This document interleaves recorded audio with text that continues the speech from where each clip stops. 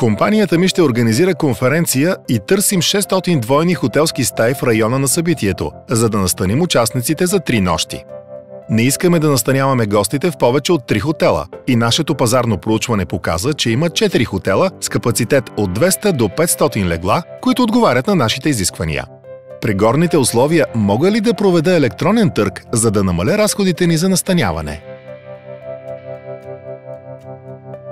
Има случаи, в които търгът включва само един вид артикул, като двойни стаи за гости, но в големи количества.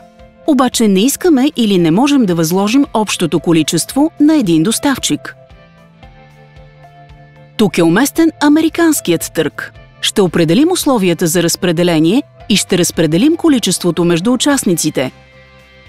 В нашия случай, 4 хотела, поканени на търга, не може да предложат по-малко от 200 двойни стаи, докато горната граница е отворена. По време на електронния търг, всеки участник въвежда в системата цената за нощувка в двойна стая, както и количеството, т.е. броя на стаите, които предлага. Той също така посочва дали цената на офертата е валидна само за въпросното количество или за по-малко.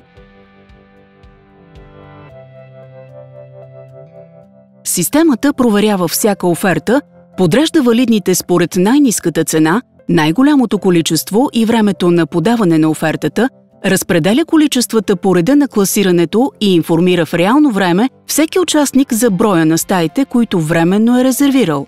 По време на търга, участникът може да намали цената или да увеличи количеството, за да подобри класирането си и да се осигури възможност за победа.